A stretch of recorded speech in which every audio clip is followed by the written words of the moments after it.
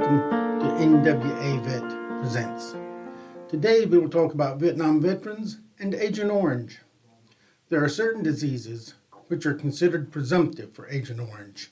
In other words, if you were exposed to Agent Orange and later experience any of these diseases, the VA will presume that the disease was caused by Agent Orange. The PACT Act 2022, which was passed by Congress and will likely be signed by President Biden within just a few days, has added another presumptive and increased the locations for Vietnam-era veterans who have been exposed to Agent Orange. We will review these as well. The list of presumptive diseases and conditions is contained in the 38 CFR, or the Code of Federal Regulations. This document, found online at several different locations, or the VA also has a list of the presumptives on their website. First of all, we will look at the cancers which are presumptive for Agent Orange. This list of cancers include bladder cancer, prostate cancer, and lung cancer, among several others that you can see on your screen. Note that the list includes some soft tissue sarcomas. The next three slides contain the list of soft tissue sarcomas that the VA says are presumptive.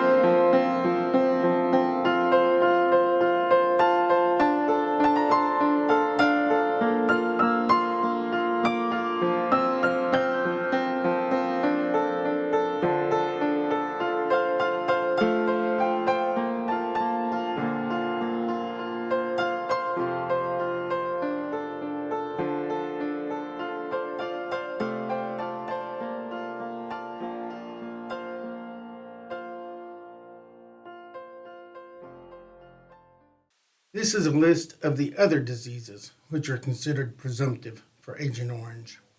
Note that Parkinsonism is not the same as Parkinson's disease.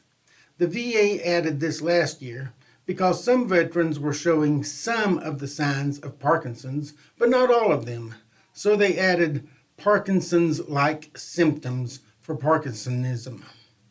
Also note that for chloracne, also other types of acneiform disease, and the early onset of peripheral neuropathy, the disease must be at least 10% disabling within 1 year of exposure.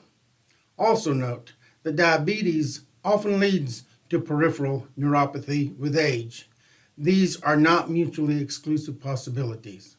The early onset of peripheral neuropathy, which, as I said, must occur within 1 year of exposure to 10% disabling, can and does occur even without diabetes. Hypertension is the latest disability to be added to the presumptive list. This addition will not take effect until October of 2026, and the important thing to note is that there will most likely be no provision for an earlier effective date. There are service requirements for veterans to be considered having been exposed to Agent Orange. Agent Orange exposure is considered presumed in Vietnam and some of the surrounding areas between January 9, 1962 and May 7, 1975. These specific areas include the Republic of Vietnam itself, aboard a U.S. vessel in the inland waterways of Vietnam, or on a vessel operating within 12 nautical miles of Vietnam or Cambodia. The PACT Act will add in these areas for presumptive Agent Orange exposure. Any U.S. or Royal Thai base in Thailand between January 9, 1962 and June 30, 1976. In Laos between December 1, 1965 and September 30, 1969. In Cambodia, if you served at Mamot or Krek in the Kampong Cham province between April 16th and April 30th of 1969, or on Guam or America Samoa between January 9th, 1962 and July 31st, 1980, or on Johnston Atoll or a ship calling at Johnston Atoll between January 1st, 1972 and September 30th, 1977. Other locations include in or near the Korean DMZ between September 1st, 1967 and August 21st, 1971. On active duty in a regular Air Force unit location where a C-123 aircraft with traces of Agent Orange was assigned, and having repeated contact with this aircraft due to flight, ground, or medic duties. Note that the veteran will likely need to produce some type of evidence that they were engaged in such duties.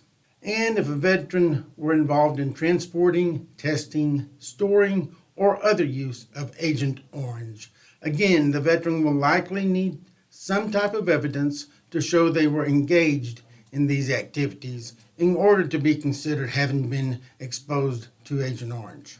Veteran reservists are eligible if they served in any of these locations and units. In Lockbourne or Rickenbacker Air Force Base in Ohio from 1969 to 1986, Westover Air Force Base in Massachusetts from 1972 to 1982, or Pittsburgh International Airport from 1972 to 1982. If you were on flight, ground, or medic crews at one of these locations with the listed units, and you are dealing with any of the earlier listed presumptive conditions, talk to your local veteran service officer about possible Agent Orange exposure. Finally, there were many different herbicides tested and stored in other areas of the U.S. I am including a link in the video description to a PDF with a list of locations which are currently identified by the DoD.